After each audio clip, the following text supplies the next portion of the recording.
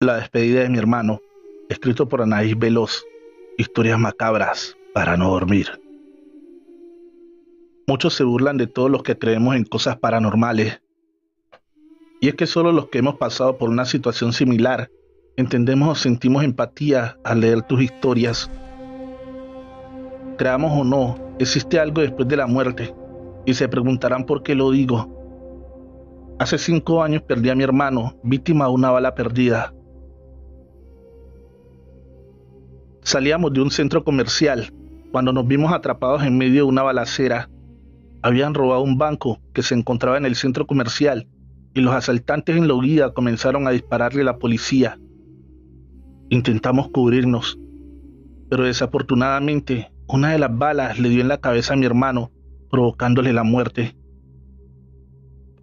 Mi madre y yo salimos ilesas de aquella terrible persecución, al igual que el resto de la gente que se encontraba pasando ahí. Solo mi hermano había perdido la vida ese día. Nos pusimos como locas tratándolo de revivir, pero nuestros esfuerzos fueron en vano. Mi hermanito jamás volvió a abrir los ojos. Mientras hacían el levantamiento del cuerpo, una pluma blanca cayó sobre el hombro de mi mamá.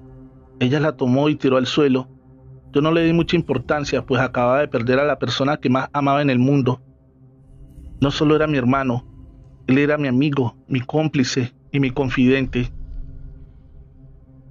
Durante el funeral sucedieron varias cosas bastante extrañas, ya que justo cuando llegó el cuerpo de mi hermano, un colibrí revoloteaba en la sala de velación.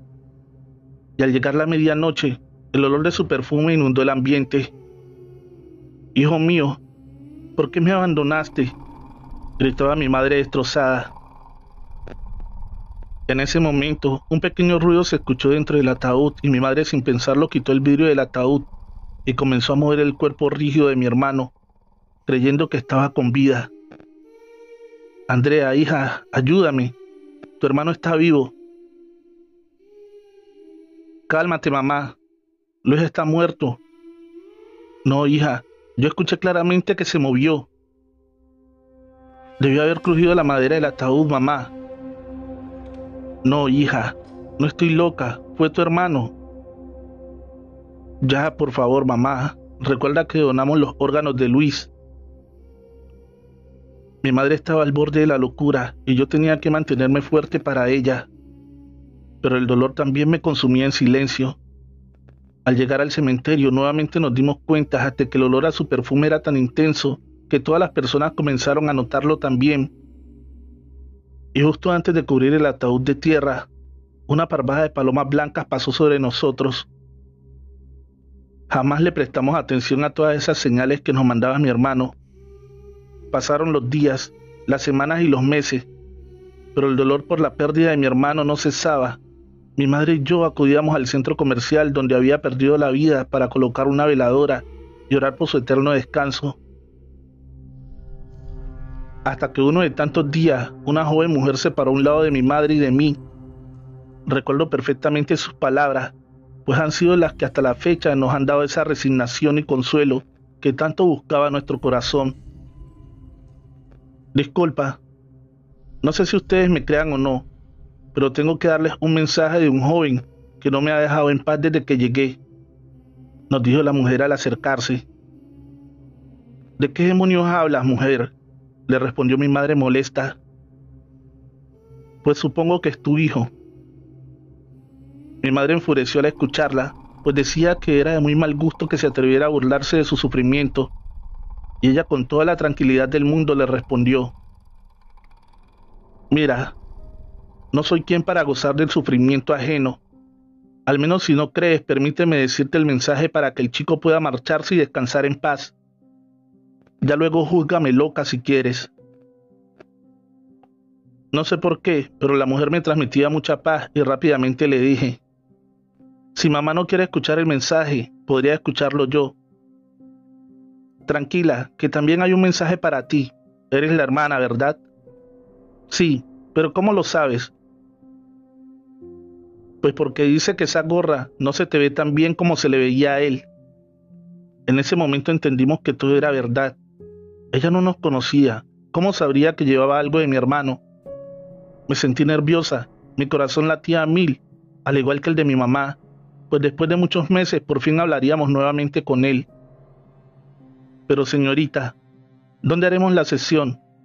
Solo tengo esta veladora y no traigo mucho dinero, pero tengo algo de efectivo guardado en casa, si gusta podemos ir por él. ¿De qué habla, señora?, respondió la mujer extrañada. Pues de la sesión espiritista que haremos para hablar con mi hijo. Calma, mujer. ¿Quién demonios te ha dicho que se ocupa todo eso para hablar con un muerto? Mira, hasta a tu hijo le causa gracia lo que dices. Entonces, ¿dónde lo haremos? Aquí mismo. Solamente hay que acercarnos a la sombra, que el calor es insoportable. Nos fuimos a un café que se encontraba a pocos metros de ahí. Pedimos que nos dieran una de las mesas de afuera y comenzamos a hablar. Él quiere empezar contigo, Marina, me dijo mirándome a los ojos. Veo que no te va nada bien con mi partida, ¿verdad? Te dije que el día que me marchara llorarías por mí, y mira que no me equivoqué. Hace 7 meses que abandoné mi cuerpo, y no hay día que no llores por mí, hermanita. Aunque para serte sincero, yo también te echo bastante de menos, y te quiero pedir perdón por hacerte sufrir. Recuerdo que dije que siempre te cuidaría, y mira, la vida no me alcanzó para hacerlo. Siempre recuerda, como te enseñé, a defenderte, y dale algunas de mis cosas a Agustín. Siempre fue un buen amigo, y sabes, lo he visto llorar mucho por mí. Recuerda que siempre te amaré, hermana. Te amo tanto, hermano, y nunca superaré tu muerte. No, Marina, tienes que hacerlo. Por eso he buscado un sinfín de maneras de comunicarme con ustedes. Igual te lo pido a ti, mamá. Fuiste la mejor mamá del mundo, aunque estuve un poco tiempo contigo. ¿Sabes? Si Dios me permitiera volver a la tierra, te elegiría a ti nuevamente sobre todas las cosas. ¿Por qué, hijo de mi vida? ¿Por qué no luchaste y me abandonaste? No, mamá, te equivocas. Luché como nunca con todas mis fuerzas, pero mi cuerpo ya no resistió más. Ahí fue cuando me di cuenta de qué tan frágiles somos. No imagino lo que debiste haber sufrido, mi pequeño hijo. Si tan solo hubiera llegado la ambulancia a tiempo, aún seguirías con vida. Debí cuidarte más. No te culpes de lo que pasó. Eso no estaba en tus manos. Y dolor no logré sentir, solo un ligero calor que invadía mi cuerpo. Siempre me cuidaste, pues estaba ahí cuando te necesitaba, incluso el día de mi muerte. Y tampoco culpes a la ambulancia de cualquier forma. Hubiera muerto, mamá. Todo está escrito en el libro de la vida, y ahí estaba cómo y cuándo debía morir. Mi madre no paraba de llorar, pero con cada palabra de mi hermano su semblante cambiaba. Cada vez podía ver más paz en su rostro. ¿Y qué quieres que hagamos, hijo? Dime qué es lo que necesitas. Que vivas, mamá. Que tú y mi hermana hagan su vida y paren de llorar, pues sus lágrimas retrasan mi camino. Vivan, que yo viviré a través de ustedes.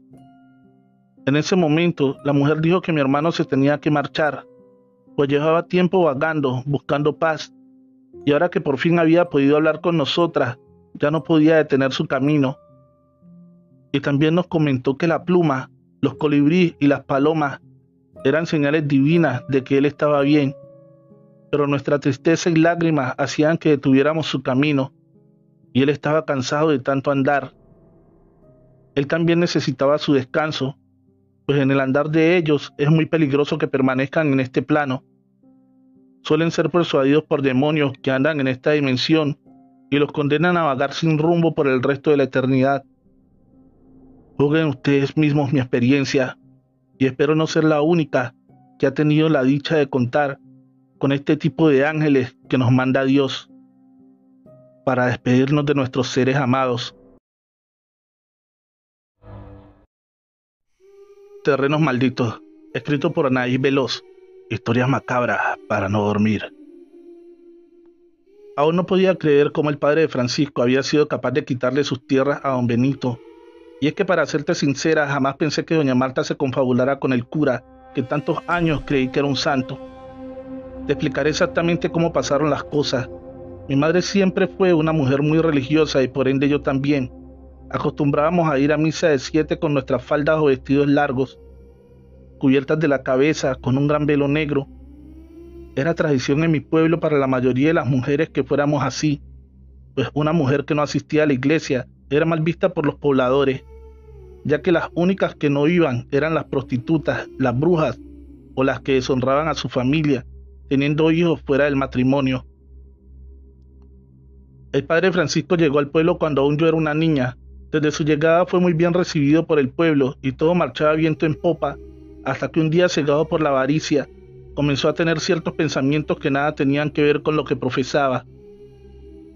Pues la gente comenzó a venir de otros pueblos para escuchar misa. Llegó a tal punto que en ocasiones ofrecía la misa en la plaza del pueblo, debido a que la iglesia era un tanto pequeña y no estaba en tan buenas condiciones. Marta era una de sus fieles seguidoras y era la encargada de limpiar la casa cural. Cierto día, mientras el padre contaba la limosna, Marta se acercó hacia su escritorio y comenzó a decirle: «Padre Francisco, ¿no cree que ya va siendo hora de que construyamos una nueva iglesia?» «Ay, hija, ¿con qué dinero si esto apenas nos alcanza para el diario?», respondió mientras escondía los billetes bajo sus ropas. «Pues padrecito, pidámosle a los del pueblo. La mayoría tienen hijos del otro lado y todos son muy devotos. Yo me puedo encargar de pedirles la cooperación». «Y el terreno, hija, no pienses que será fácil conseguirlo, y mucho menos nada barato». «Ese no es problema, padrecito. Mire, don Benito ya está muy viejo y el muy sonso nunca tuvo familia. Se fue al otro lado y que para juntar para casarse con Margarita y esta no lo esperó. Se casó mientras Benito andaba afuera. Es por eso que él nunca se casó y se dedicó nomás a trabajar. Se hizo de muchas tierras. Y pues no es que yo sea abusona, padrecito, pero deberíamos ir a hablar con él. Ya es muy viejo y ni hijos tiene. Dígame usted, ¿a quién le iba a dejar todo lo que tiene? Debería hacer una obra de caridad. Usted nunca lo ha hecho menos, ¿verdad, padrecito?» «No, hija, claro que no. Benito es muy querido por todos aquí». «Ah, ya ve, padrecito, pues que done las tierras. A lo mejor hasta yo vengo alcanzando un pedacito. Es que con tanto hijo que tuve, nos faltó terreno para repartir». «Verás que sí, hija. Solo tienes que encargar de que Benito acepte». Al día siguiente, muy temprano, Marta fue a visitar a don Benito y al verla se sorprendió bastante, pues a pesar de conocerse de toda la vida, Marta rara vez le dirigía la palabra. Ella le dijo que el padre Francisco le pedía de favor que le hiciera una donación a la iglesia de 2 hectáreas para construir una iglesia más grande.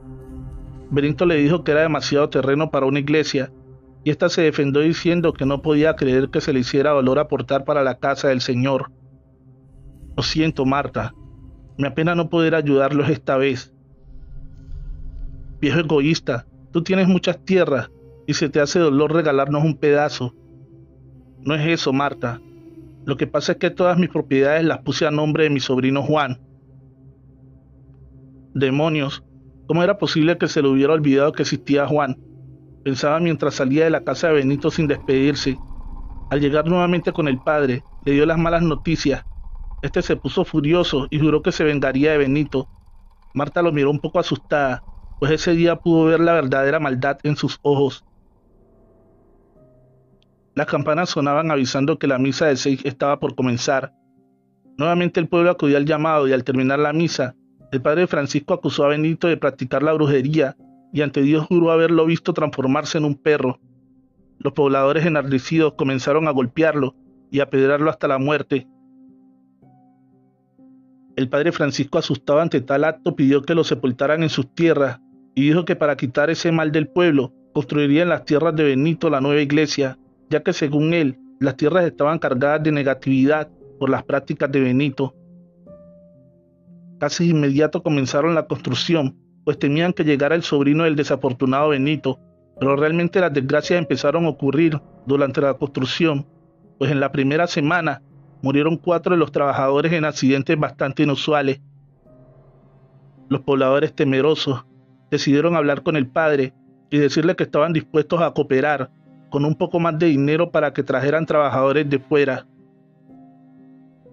Pero esto de poco o nada sirvió, pues los accidentes no dejaban de ocurrir y las personas que vivían a los alrededores decían escuchar lamentos por la noche.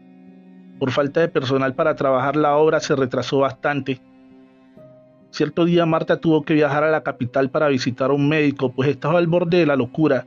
Salía a las calles gritando que Benito la atormentaba y ya le era imposible dormir o probar bocado alguno. Cansado el padre Francisco de que su iglesia estuviera inconclusa, este decidió seguir con la construcción por su propia mano.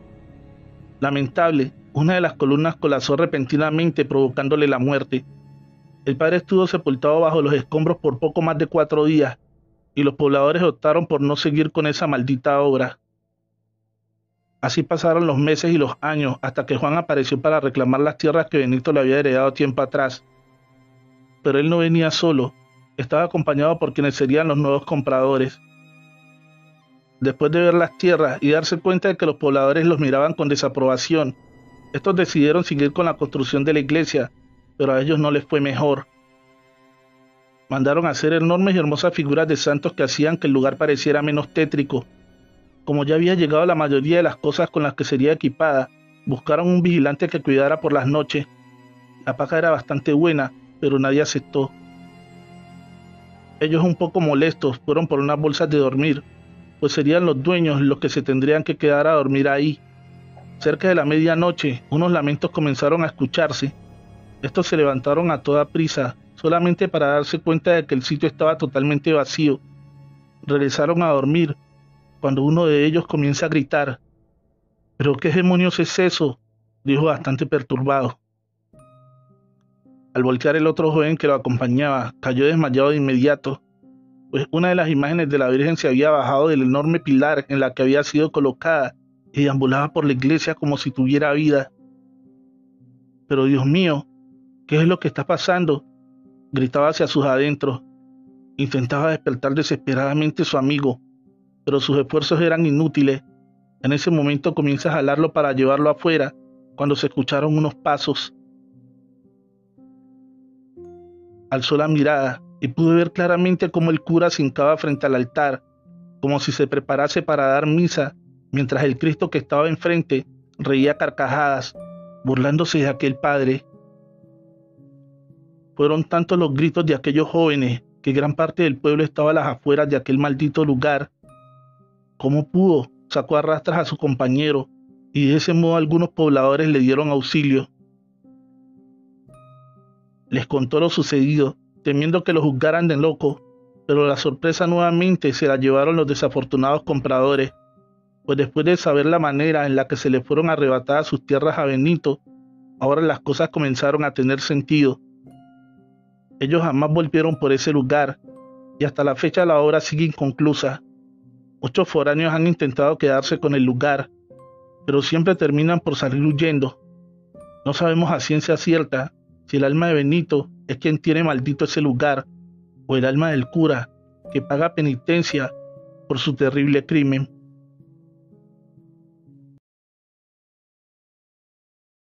El mariachi de la muerte, escrito por Alex Morales Gómez. En la descripción, el link de su página de Facebook. Síguelo. Hace algún tiempo fui el integrante de un grupo de mariachi. No es que fuéramos los más buenos, pero sí que nos llegaba buen trabajo. En una ocasión nos llamó una mujer para que cantáramos en el velorio de su esposo. Es algo muy común en mi país que se le cante a los muertos la música que les gustó en vida.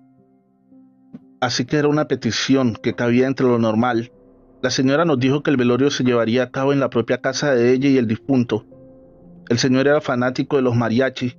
Su canción favorita era El Abandonado.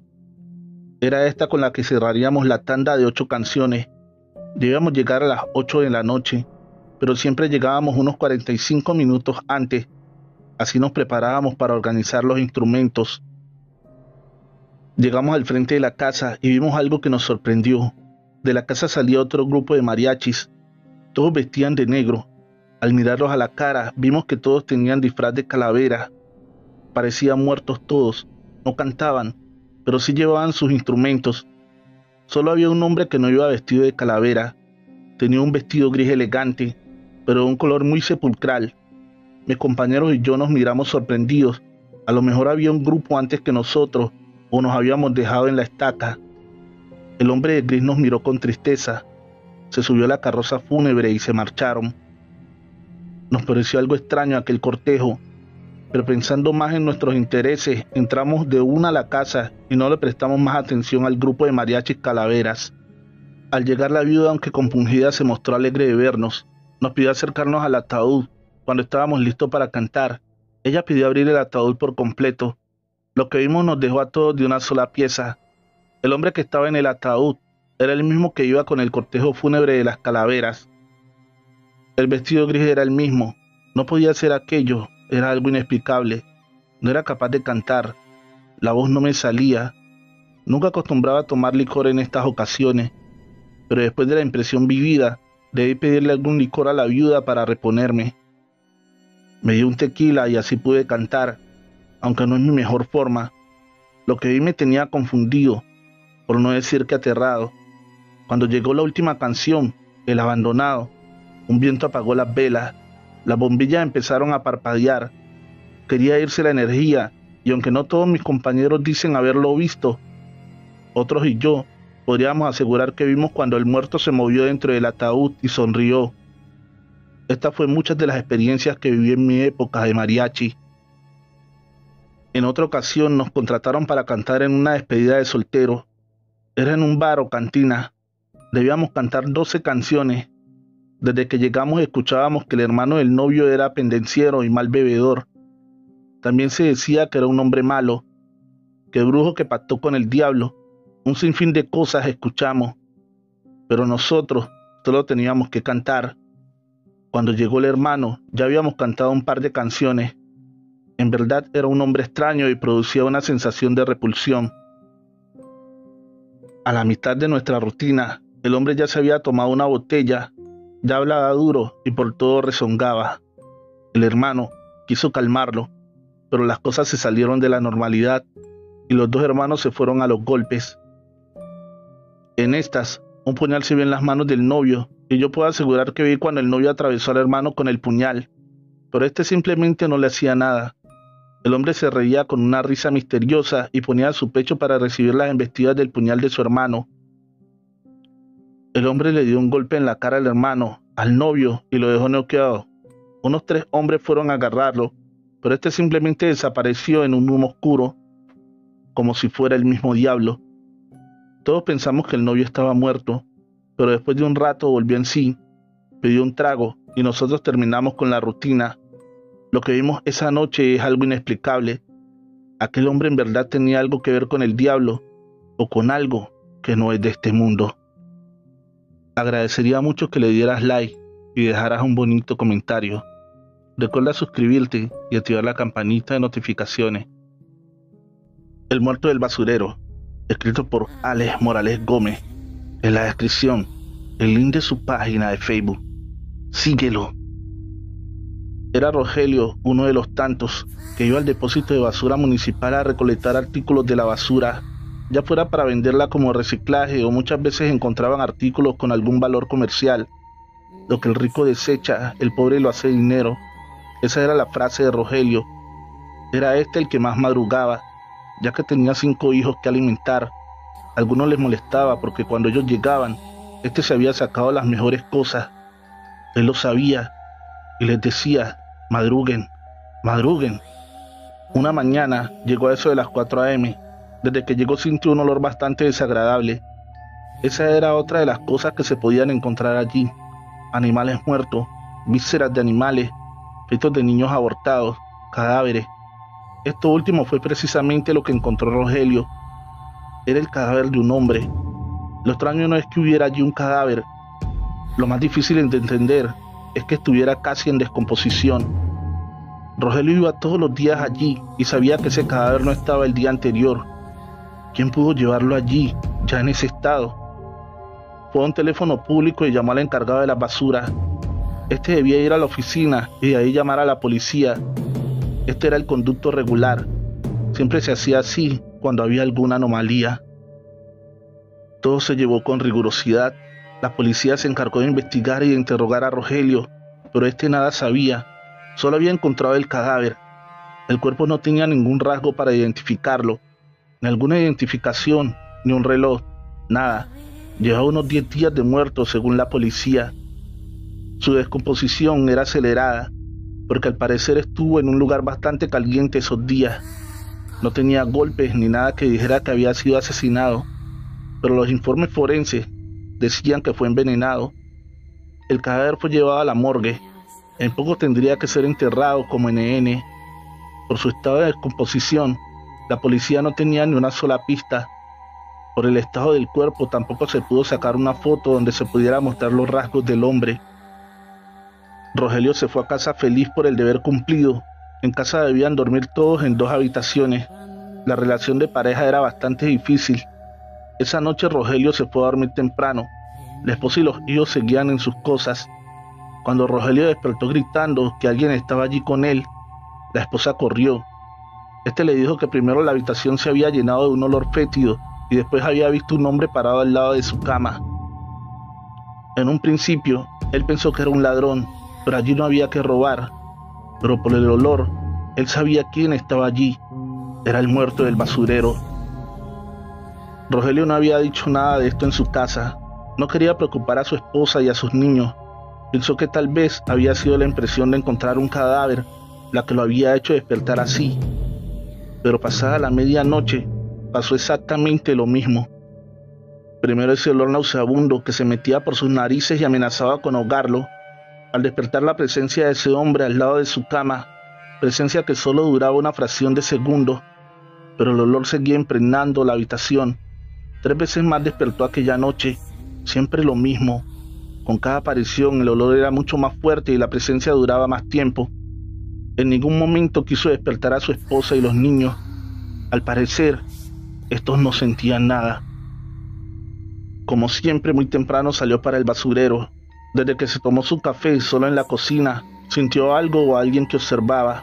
Él sabía que estaba solo, pero aquella sensación estaba ahí. Ese día trabajó mal. Pocas cosas de valor pudo encontrar. Más aún que eso que sentía, estuvo todo el día con él. Como siempre en la noche, fue el primero en acostarse, pero pronto se despertó. Ahora no solo fue el olor, un frío llenó el pequeño cuarto, un frío inusual, un frío de muerte, pensó. Abrió los ojos y quiso levantarse, pero no podía pararse de la cama. Aquello lo miraba con fijación. Era algo atemorizante.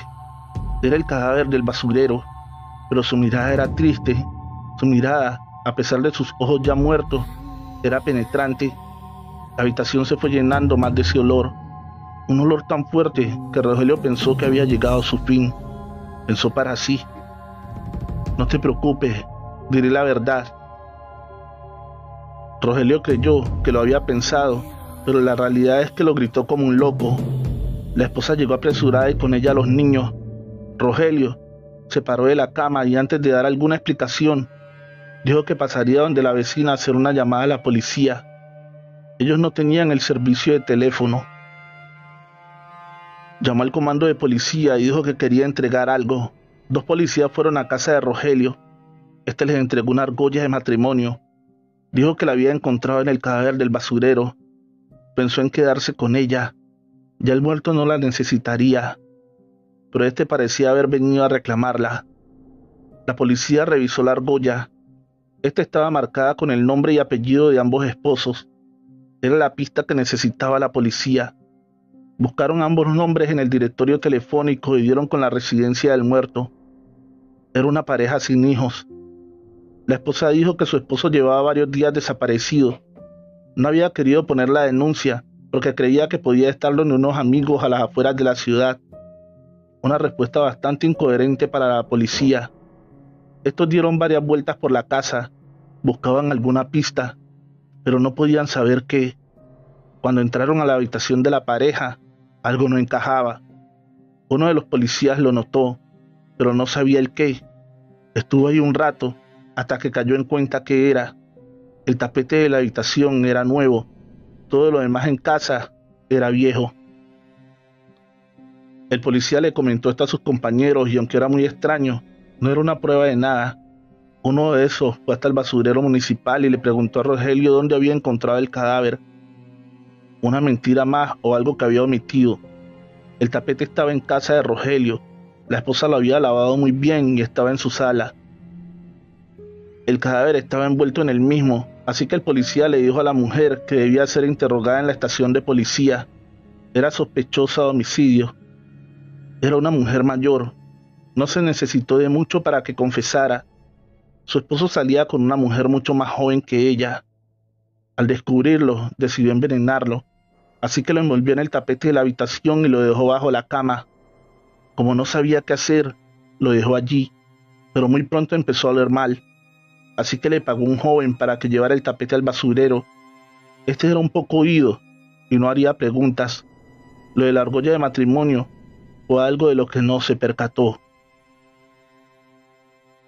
La muerte de mi padre, escrito por Alex Morales Gómez.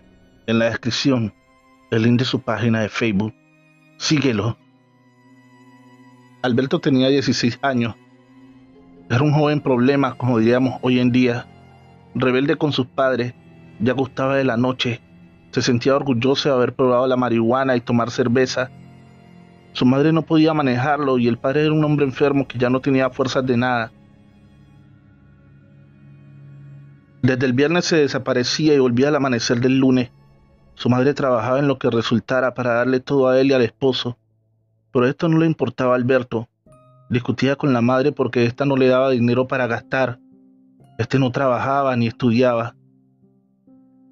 Un viernes en la noche, como de costumbre, iba a buscar qué hacer. A unos metros de salir de su casa había que pasar por el frente del cementerio. Este no le prestaba mucha atención al lugar, ni miedo ni curiosidad le daba el cementerio, pero esa noche vio algo que lo dejó perplejo. Vio a su padre caminando a un lado de la pared del cementerio.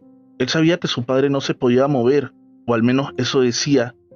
Pensó que tal vez su padre lo estaba engañando a él y a su madre, así que renegando, por lo bajo lo siguió.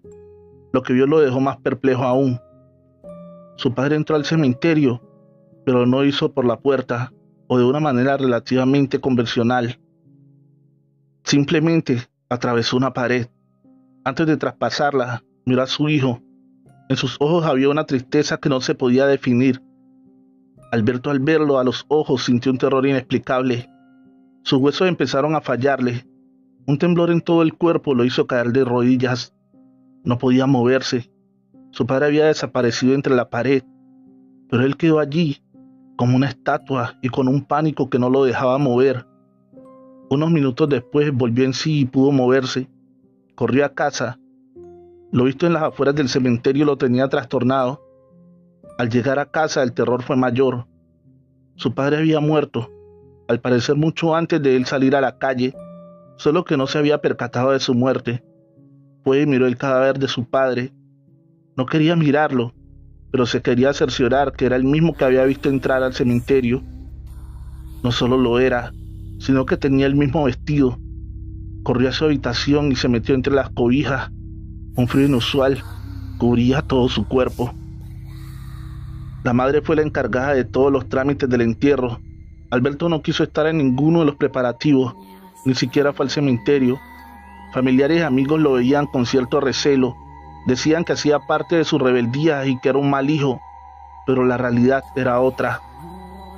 Alberto, a partir de aquel día, veía a su padre en sueños y estando despierto en cualquier momento.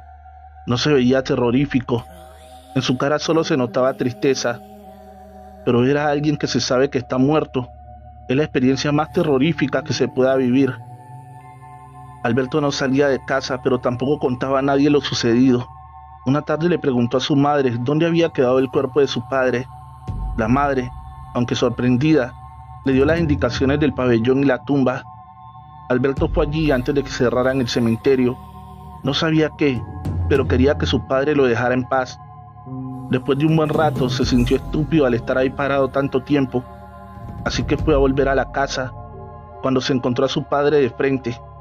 Su padre, que ya estaba muerto, no entendía cuándo había pasado tanto tiempo. Ya había llegado la noche y el cementerio estaba cerrado y en penumbra. Ver a su padre de frente le dio un escalofrío que no podía controlar el temblor.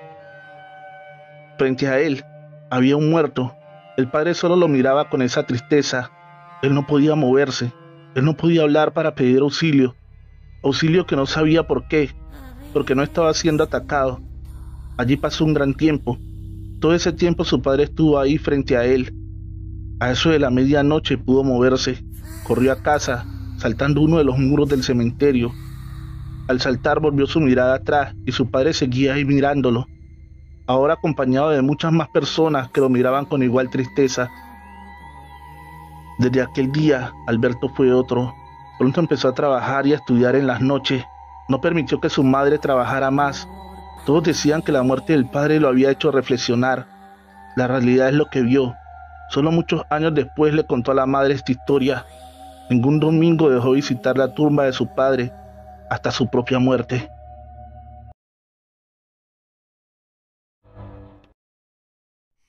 El funeral de Manuel, escrito por Anaís Veloz.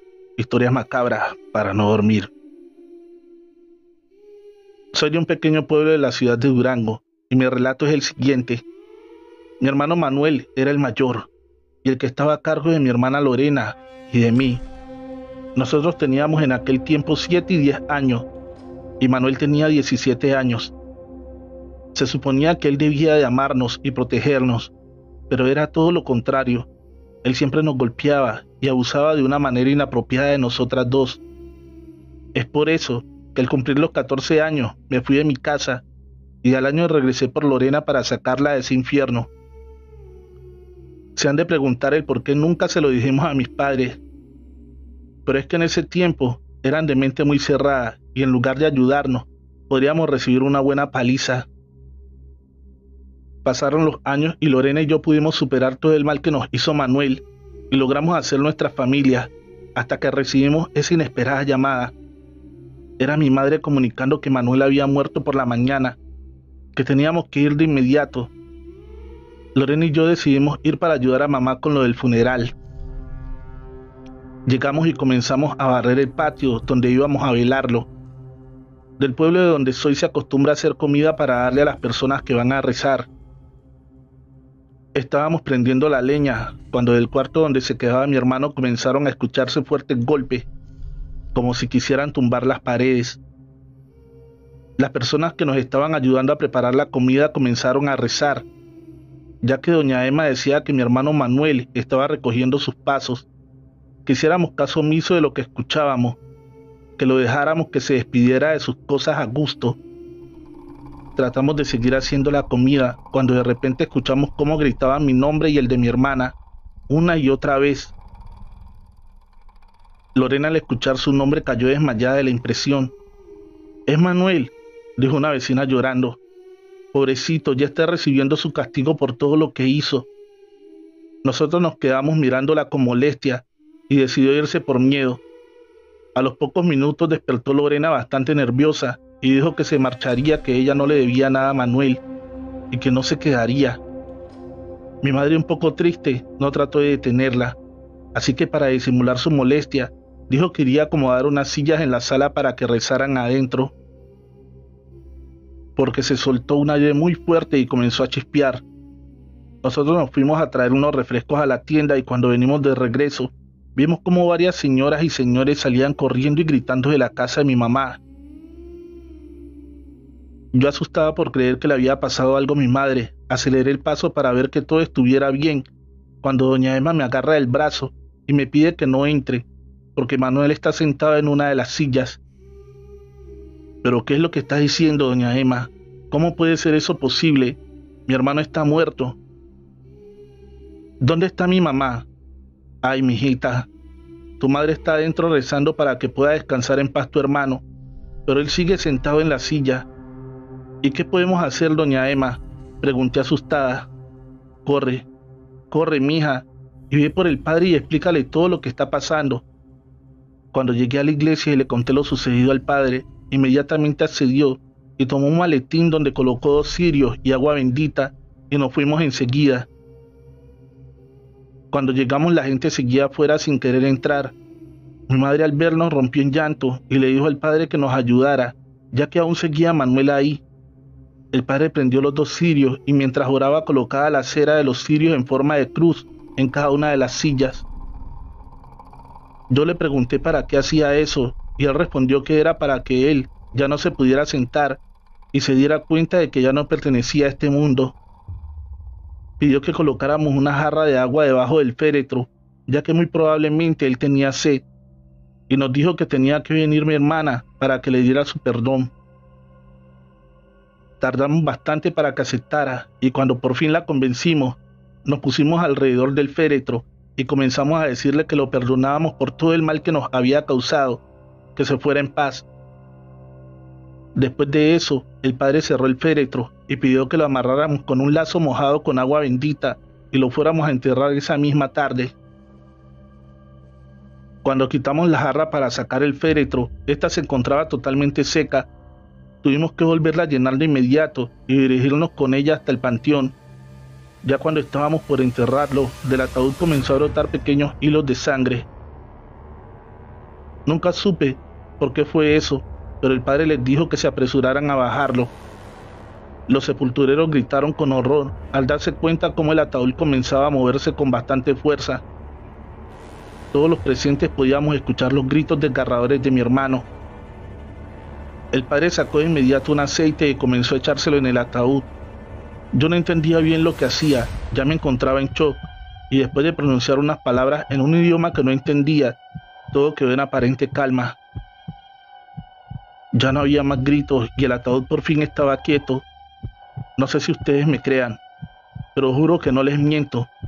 Hasta la fecha no me he vuelto a parar ni en el panteón ni en la casa de mi mamá, ya que decidimos venirnos para la Ciudad de México y olvidarnos de lo sucedido. Aunque supe por mi madre que el lazo con que amarraron el ataúd sigue apareciendo afuera del cuarto de mi hermano, los vecinos aseguran que lo han visto deambular por las calles del pueblo gritando mi nombre y el de mi hermana. Ya le hemos mandado a hacer varias misas y esto no para. Si alguna persona pudiera ayudarnos, se los agradecería mucho. Nosotros ya no hemos visto nada desde aquel día, pero mi madre se está volviendo loca. Yo creo que entre las personas que te siguen, alguien debe de saber qué hacer.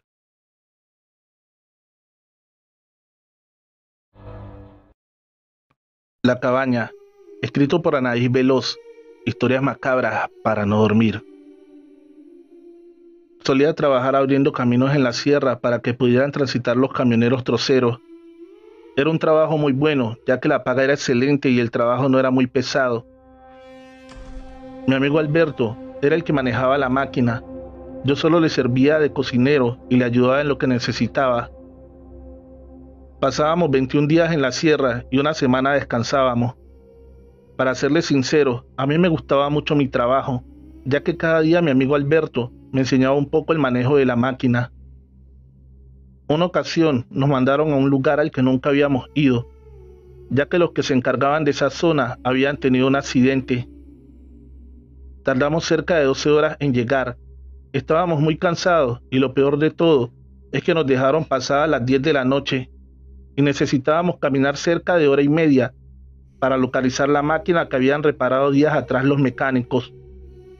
Empezamos a caminar ya resignados, mi compañero y yo, cuando después de algunos 20 minutos pudimos ver una cabaña, así que decidimos tocar, y nos abrió una señora de algunos 40 años. Después de presentarnos y decirle qué es lo que hacíamos, allá a esa hora, le pedimos que nos dejara pasar la noche, ya que se nos estaba haciendo imposible seguir caminando por la oscuridad. Ella muy amable nos invitó a pasar, y dentro de la cabaña se encontraban otras 2 mujeres jóvenes, 3 hombres y 4 niños. Ellos fueron bastante amables con nosotros, pero había algo muy raro en aquella familia. Se notaban bastante pálidos y los niños se veían como si estuvieran enfermos. No hablaban ni hacían movimiento alguno. Uno de los hombres se acercó a saludarnos y a preguntarnos qué era lo que hacíamos a esas horas caminando solos, que era muy peligroso. ¿Peligroso?, preguntó Alberto entre risas. Si aquí no hay más que árboles. En ese momento todos nos miraron algo molestos. Y el señor repuso: aquí hay más peligro de lo que te imaginas, muchachos, y es mejor estar atentos. Mi compañero se acercó a decirme que debían de estar locos, que hiciéramos la lucha de dormirnos y que en la mañana nos iríamos muy temprano, ya que esa gente comenzaba a darle miedo. Les pedimos que nos dijeran dónde podíamos dormir, a lo que la mujer solo señaló una esquina sin decir palabra alguna. Extendimos las cobijas y nos acostamos. No pasó más de media hora cuando comenzamos a escuchar cómo aventaban la puerta y cómo entraban corriendo varias personas. Supusimos que eran varias por el ruido que se lograba escuchar, ya que la oscuridad de la noche nos impedía ver. Después de unos segundos, una fuerte descarga de arma de fuego nos hizo quedarnos petrificados sin poder movernos. Creíamos que esa gente no se había dado cuenta que estábamos ahí. Aunque les parezca increíble, nos quedamos dormidos. No sé si fue el miedo o qué demonios pasó esa noche, pero a la mañana siguiente mi compañero me despertó. Pensé ver sangre tirada por todos lados, pero vaya sorpresa que nos llevamos. La cabaña estaba totalmente sucia, incluso pareciera que llevaba varios tiempos deshabilitada. Por eso no podría ser posible. El día anterior se encontraba totalmente diferente. Recogimos nuestras cosas a toda prisa y al salir de ese lugar nos quedamos helados al ver que frente a la cabaña se encontraban 10 cruces, cada una de ellas tallada con nombre y fecha, y lo más impactante es que en una de ellas llevaba el nombre de la persona que habíamos conocido horas atrás. Corrimos despavoridos, incrédulos y bastante nerviosos por lo ocurrido. Al llegar a donde estaba la máquina, ahí se encontraba un campamento de leñadores, y al vernos en tan mal estado, se acercaron a preguntarnos que qué nos había pasado. Le narramos lo acontecido y uno de ellos comenzó a llorar desconsolado. Ellos eran mi familia y hace 8 años los asesinaron para quitarles sus tierras. Yo andaba entregando una carga para la ciudad, por eso fue que a mí no me hicieron nada. Pero ya varias gente ha comentado que aún se pueden seguir viendo en la cabaña.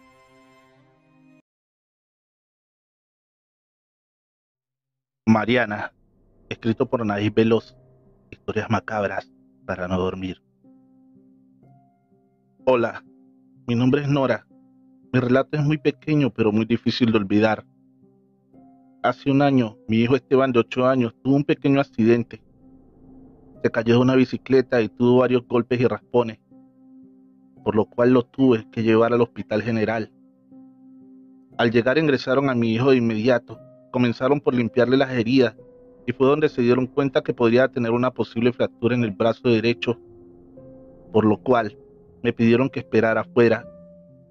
Fui y me senté un rato cuando de repente se siente una niña de escasos 7 años a mi lado, bastante golpeada y con un suero en su pequeña y frágil manita. Hola, me dijo sonriendo. Me llamo Mariana. Hola Mariana, le contesté. Yo me llamo Nora. ¿Y qué haces aquí?, me preguntó sin perder tiempo. Me causó tanta ternura su interés hacia conmigo, una perfecta desconocida. Vine a traer a mi hijo que está igual de lastimado que tú. Me miró por un momento sin decir palabra alguna. Después de unos segundos, me dijo, tú también golpeaste a tu hijo. Reí nerviosa y le hice saber que mi hijo había tenido un accidente, que por eso me encontraba ahí, y le pregunté, ¿y a ti qué te pasó, Mariana? A mí me pegó mi papito porque me porté mal. Pero sabes, Nora, yo lo sigo queriendo mucho. Se lo puedes decir, lo puedes hacer por mí. ¿Y por qué no se lo dices tú? Si tienes miedo yo te puedo acompañar. Pero ella me dijo que no, pues creía que su papá seguía enojado con ella. Entonces fue que accedí y le pregunté que dónde estaba.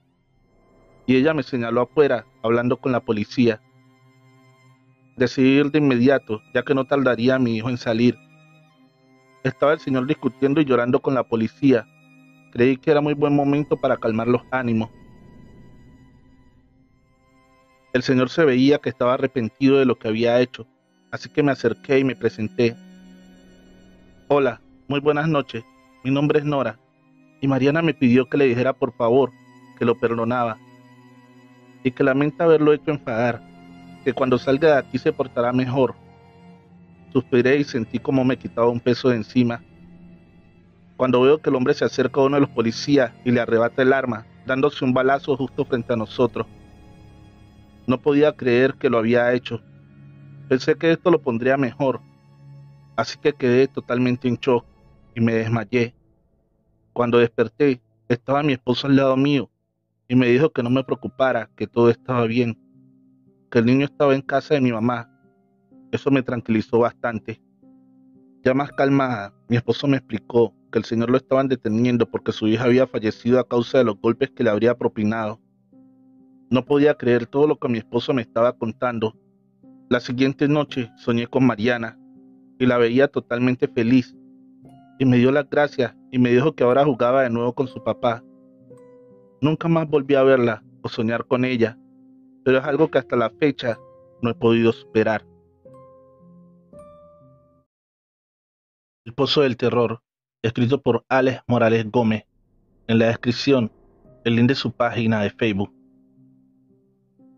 Llegamos a vivir allí a casa de mis abuelos.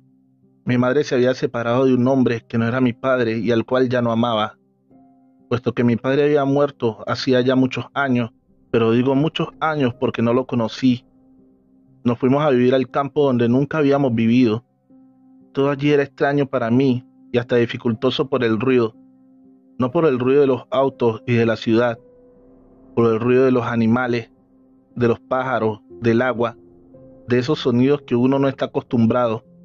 Entre las cosas que habían allí, que me causaban asombro, también temor, había un viejo pozo de agua.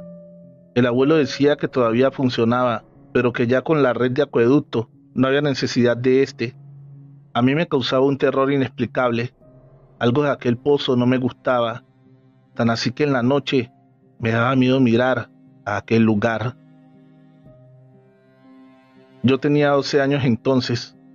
Aunque yo me sentía un adulto, mi madre me cuidaba bastante, más ahora que estábamos en el campo. Entre las cosas que me advertía era que no me acercara a aquel pozo. A ella algo no le gustaba, me dijo. No le quise confesar que también a mí algo me atemorizaba, más que todo porque no quería sentirme como un niño. Yo era el hombre de la casa. Una tarde llegó mi madre y me reprochó haberme acercado al pozo. Yo le dije que no lo había hecho, pero ella me mostró mi pelota de fútbol. Este estaba al lado del pozo.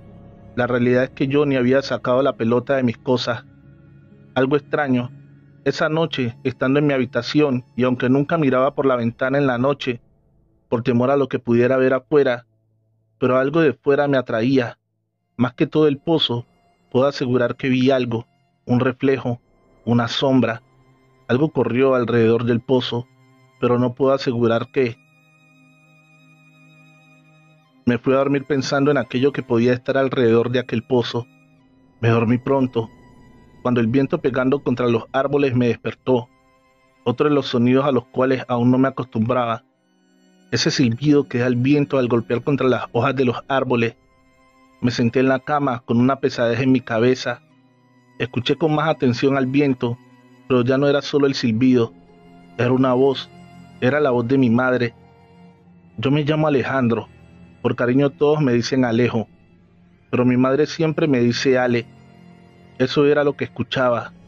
No podía ser más que mi madre, pero ¿de dónde provenía su voz?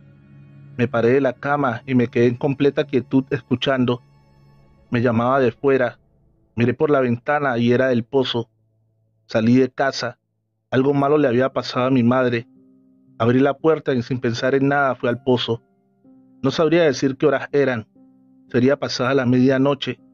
A medida que me acercaba al pozo, la voz de mi madre se hacía más fuerte y real, pero también más lastimera. Yo podía ver a la distancia una cabeza que asomaba de adentro del pozo. No podía dar crédito a cómo mi madre había ido a parar allí. A pesar de que el viento silbaba con más fuerza, y ya no solo era la voz de mi madre la que escuchaba, eran varios murmullos, muchas voces, pero yo solo pensaba en mi madre. Llegué al pozo y a pesar de que ya no podía ver la cabeza de mi madre, sí podía ver su mano que salía de allí. Ayúdame, Ale, me dijo. Fui a tomar su mano cuando escuché detrás de mí la voz de mi madre llamando. Mario Alejandro, me gritó, como cuando estaba enojada. Esto me hizo reaccionar y mirar atrás. Mi madre venía de la casa hacia mí, mientras la voz del pozo me seguía llamando.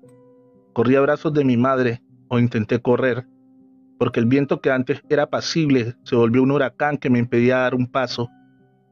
Ya no eran los murmullos del viento, Eran risas diabólicas, risas que te hacían erizar la piel. Sentías un frío y un cosquilleo en tus espaldas. Mi madre seguía gritando y yo intentando ir donde ella. De un momento a otro sentí un calor insoportable que me envolvió. Miré a todos lados. Sentía como si me estuviera consumiendo el fuego. No recuerdo más. Al día siguiente desperté en la cama de mi madre. Un médico estaba al lado. Decía que solo había estado sonámbulo y que al mi madre despertarme me desmayé. Los cambios que había tenido en mi vida me los habían producido. Por lo demás, estaba muy bien. Después de que el médico se fue, le conté todo a mi madre. Ya no quería sentirme grande. Cuando me paré de la cama esa noche, yo estoy seguro que estaba despierto. Mi madre sabía que no mentiría con algo así. También le dije lo de la pelota de fútbol. Hablamos con los abuelos y estos dijeron que nunca habían pasado o visto algo raro con el pozo. Pero por cuidado lo evitaríamos.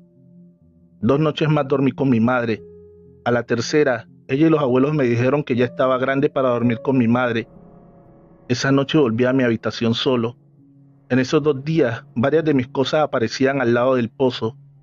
El abuelo siempre era quien los traía. Nadie más de nosotros se acercaba allí. Esa noche que estaba solo en mi habitación, me cubrí por completo con mi cobija. Aunque antes me sentía un hombre adulto, allí solo en mi cuarto me sentí un niño. Me cubrí e intenté dormir, y a fe que lo hice muy pronto. De un momento a otro sentí un cansancio inexplicable. Me dormí.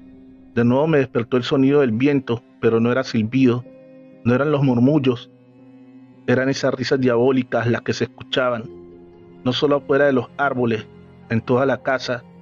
Estos estaban por todas partes, mientras afuera se escuchaba la voz de mi madre y mis abuelos pidiendo ayuda. Me senté en la cama, y como un resorte me paré y corrí a ayudar a mi familia. Cuando iba pasando la sala, todas las luces se encendieron. Allí estaba mi madre y mis abuelos. En realidad era sonámbulo, dijeron. Me volvieron a llevar a la cama. Al día siguiente el abuelo hizo demoler y tapar el hueco donde estaba el pozo. Después de esto no volví a sentir nada, ni siquiera despertar en las noches. Yo estoy seguro que al ir al pozo estaba despierto. Mis abuelos dicen que yo mismo era quien llevaba mis cosas allí. Antes de que dijera que oía las voces, yo sé que allí había algo malvado que me quería llevar con él. Y mi madre, a pesar que me vio esa primera noche y no vio ni escuchó nada, me cree también.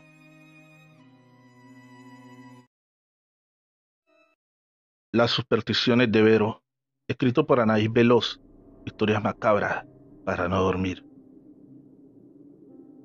Mi abuelita falleció hace 2 meses. Ella jamás quiso ir al hospital, ya que ella decía que ahí se iría más rápido. Con mucho dolor aceptamos su petición y sus últimos días los pasó en su casa, tal y como ella lo había querido.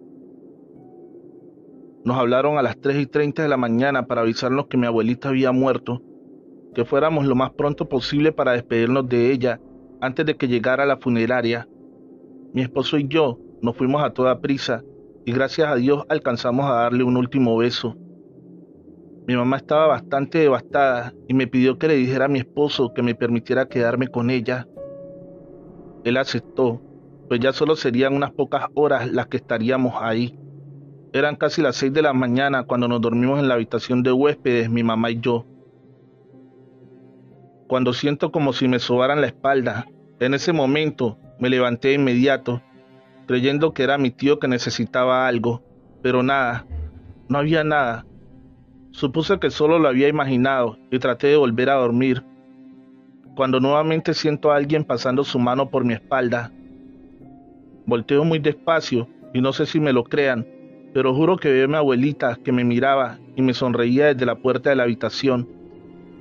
Traté de despertar a mi mamá, pero era en vano. Supuse que fueron las pastillas que se tomó. Pude ver a mi abuelito unos cuantos segundos y de repente desapareció. A las 7 pasadas me dieron ganas de ir al baño, pero me resistí a ir por temor de volverla a ver. Pero ya era imposible aguantarme. Decidí levantarme a toda prisa y tratar de no voltear hacia el cuarto de mi abuelita, ya que el baño se encontraba justo enfrente de su recámara.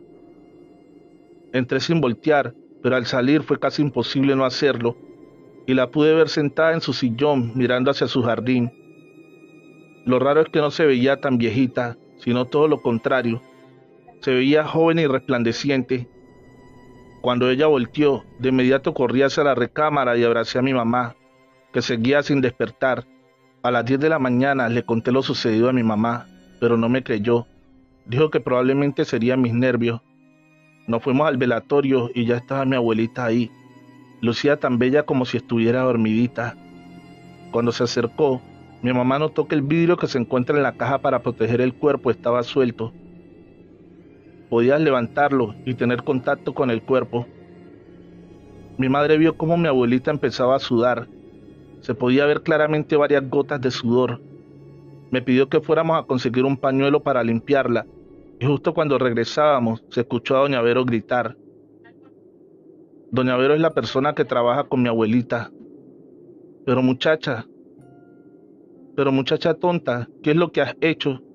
Mi mamá y yo nos quedamos paradas sin poder decir o hacer algo. Doña Vero gritaba una y otra vez. Carla, ¿qué fue lo que hiciste? Le reprochaba llorando. Carla, su hija, solo la miraba avergonzada cuando se acercaba a mi tío y le pregunta qué fue lo que la puso así. Lo que ella respondió bastante apenada.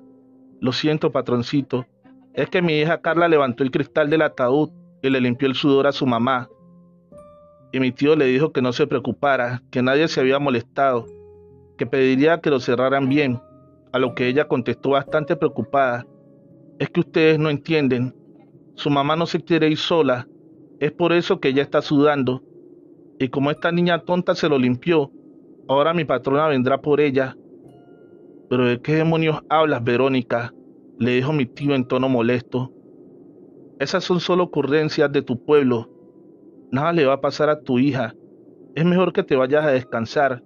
Estás muy nerviosa y necesitas reposo. Le dio un billete y se salió mi tío enojado. Mi mamá y yo sentimos un poco de pena por ella y la llevamos a la cafetería para tranquilizar un poco a la señora Vero. Pero ella parecía no tener consuelo. Le platiqué lo que había pasado esa mañana y Vero me dijo que mi abuelita quería que me fuera con ella, pero que mi miedo me había salvado. Mi mamá le dijo de que la gente se muere. Son cuentos que inventa la gente para asustarnos. Vero se levantó muy triste y dijo, mañana a mi patrona la entierran y a mi hija la velarán. Mi mamá se quedó preocupada por la actitud de Vero, pero no pudimos hacer nada por ella y nos regresamos a la sala a seguir velando. Al día siguiente fuimos al entierro de mi abuelita. Salíamos del panteón como a las 4 de la tarde, cuando suena el celular de mi mamá y era Vero llorando. ¿Pero qué pasa, Vero?, decía mi mamá una y otra vez. Por un momento mi mamá se quedó petrificada sin poder hablar. Después de unos segundos me dice mi mamá que Carla, la hija de Vero, había muerto por la mañana y según los doctores había sido muerte natural. Mi tío, aún incrédulo, decidió dirigirse a la casa de la señora Vero para desmentirse.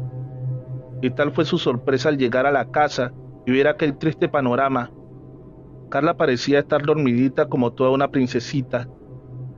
Al vernos, Vero comenzó a llorar. Se los dije, mi patrona se llevó a mi hija. Se lo juro que parecía una mala broma. Cuando me acerqué a verla, pude notar que ella también sudaba. Se lo hice saber a mi mamá, a lo que pidió que nos fuéramos porque estaba muy asustada. Pero ya casi en la salida, Vero nos paró y nos dijo que ahora Carla y mi abuelita la esperaban y que esto nos sirviera de lección, que no son chismes de gente de pueblo, como dice usted, mi patroncito, dijo dirigiéndose a mi tío. No sabíamos qué hacer, pero para tranquilizar las cosas, dijo mi mamá que iríamos por algunos panes y galletas para ofrecerles a la gente. Fuimos y compramos las cosas, pero mandamos con unos familiares, ya que hasta la fecha aún tememos de las supersticiones de Vero. ¿Quieres apoyarme? Dale fuerte al botón de suscripción y activa la campanita de notificaciones. Comparte con un amigo para ayudarnos a crecer. 15 días, escrito por Anaís Veloz, historias macabras para no dormir. Mi esposa Carla y yo éramos la pareja más feliz del mundo. Era la mujer más bella, tierna y amorosa que te pudieras imaginar. Era tanto el amor que sentíamos que un día decidimos hacer un pacto. Quien muriera primero vendría por el otro. Tendríamos 15 días para arrepentirnos, así que el que muriera dejaría una señal nueva cada día. Si en el día 15 no diríamos que estábamos listos para partir, nos iríamos y dejaríamos que el otro hiciera su vida. Pensamos que eso sucedería cuando fuéramos muy viejos, pero no fue así. A los 4 años de casados le detectaron cáncer de mama. Fue algo que me destruyó por completo. Lamentablemente el cáncer se regó en muy pocos meses. Las quimios no la ayudaron en nada. Ella jamás perdió esa sonrisa tan bella que la caracterizaba, y cuando estaba en agonía, ella sostuvo mi mano y me preguntó que si aún teníamos el pacto.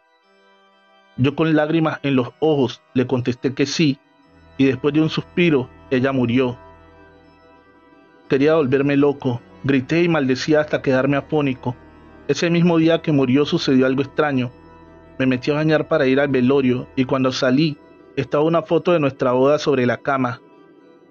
Eso me hizo sonreír, ya que sabía que era Carla, que comenzaba a dejarme pequeñas señales. Tomé la foto y la llevé al velorio, la coloqué arriba del féretro. Estaba muy tranquilo, ya que la podía sentir como si estuviera viva. Pero al día siguiente en el panteón fue tan difícil despedirme de su cuerpo que realmente tuvieron que darme un calmante para poder tranquilizarme. No sé quién me llevó hasta la casa, pero cuando desperté ya me encontraba allá. Traté de buscar alguna señal que me hubiese dejado Carla, pero nada. Estaba empezando a creer que todo había sido una coincidencia y que Carla no había cumplido su promesa, cuando de repente, de uno de los libreros cae un libro que le había regalado cuando éramos novios, y así pasaron los días dejándome un sinfín de pruebas. Incluso tengo una llamada perdida de su móvil. Yo sé que esto no es una historia de terror, pero sí una de amor que incluye un fantasma, y saben lo mejor de todo, es que mañana se cumple el día 15, y hoy estoy listo para partir con ella. Rezar no sirvió de nada. Escrito por Alexander J.R. En la descripción, el link de su página de Facebook. Síguelo. Mi abuela siempre decía que para alejar el mal que nos acecha, debíamos rezar, rezar mucho. Sin embargo, sus palabras muy pocas veces coincidían con sus acciones. Cuando yo era un niño, ella me enseñó a orar, juntando mis dos manos cerca de mis labios, de rodillas frente a una imagen religiosa y acompañada de muchas velas, repetía innumerables veces oraciones. Y más oraciones mientras ella se ubicaba detrás de mí, esperando que no me distraiga y que no cometa errores. Recuerdo cómo por decir groserías, irónicamente me llenaba de golpes y más groserías. Los demás niños le temían por su mal carácter. Recuerdo cómo era tan devota de algunos santos que su presencia era infaltable en las novenas, y como siempre estaba presente en las misas del domingo. Por suerte, vivíamos aislados del pueblo, porque en el barrio más cercano la conocían como Doña Rabieta o como la señora jueza, porque se la pasaba juzgando a todo el mundo. ¿Y qué decir de los chismes? Ella lo sabía todo de todos, y si no lo sabía, lo inventaba. También recuerdo que era una mujer muy supersticiosa. Me confesó que tiene miedo del diablo, que había soñado en reiteradas ocasiones que un hombre horrible se le aparecía debajo de su cama para llevársela al infierno. Pero gracias a sus creencias y a sus rezos, ella era salvada y llevada al cielo, y cuando yo me reía por las mil cosas absurdas que me contaba, era capaz de molerme a golpes. Estas actitudes hicieron que al cumplir mi mayoría de edad saliera de casa, detestando la religión que mi abuela profesaba, detestando sus malos hábitos y que irremediablemente para ella eran los que los guiarían al cielo, mientras me condenaba al infierno por desobedecer sus órdenes ridículas. Seleccionaba tan cuidadosamente los pecados que me hacía ver como si mis acciones fueran malas y las suyas eran necesarias y justificadas. El día que salí de casa juré no volver a verla. Dije que algún día ella tendría que entender que rezar no le serviría de nada y que el diablo llegaría en cuerpo y alma a llevársela por ser como es. Ante mis palabras, ella volvió a condenarme, a decirme que solo era una oveja descarriada y que tarde o temprano pagaré todo el mal que le he hecho. Después de 14 años de ausencia, finalmente volví. Ella estaba sola, frágil y delicada de salud. Necesitaba de alguien que la acompañase y yo era el único familiar cercano que tenía la responsabilidad filial de cuidarla en sus últimos años de vida. Pero desde que llegué, no hemos tenido más que discusiones porque sus creencias me limitan hasta el extremo. Hasta que recordé sus miedos y se los resalté en la cara, diciendo que nadie la salvaría. Un fin de semana, mientras la oscuridad y el frío reinaban, escuché los gritos de mi abuela desde su habitación. Eran gritos ahogados, desgarradores y desesperados. Corrí rápidamente hasta la ventana y la vi. Ella yacía en el suelo, intentando levantarse con mucho esfuerzo. Su rostro reflejaba la más viva expresión del horror, del miedo y la desesperación, y pedía a gritos de auxilio a Dios y todos los santos, mientras un hombre con apariencia de demonio salía desde debajo de la cama alándola con mucha fuerza, arrastrándola hasta la oscuridad. Yo permanecía impávido, observando la lucha entre mi abuela y ese ser misterioso y perturbador que surgía desde abajo. Jamás corrí a salvarla, solo escuchaba cómo sus súplicas fueron en declive hasta que finalmente empezó a convulsionar y tras botar espuma por su boca, comenzó a agonizar. Abrí rápidamente la puerta para entrar a la habitación, al mismo tiempo que aquel hombre horrible salía por completo y se paraba enfrente de mí. Lo ignoré por completo y con mis manos lo empujé hacia un lado, mientras me inclinaba con una linterna para observar el rostro moribundo de mi abuela. ¿Lo ves? Abuela, ahora lo entiendes. Rezar no te sirvió de nada, exclamé, mientras sacaba unos cuantos dólares de mi billetera para dárselos al joven que contraté para que les diera un buen susto. ¡Qué buen trabajo hizo este tipo! ¡Joder!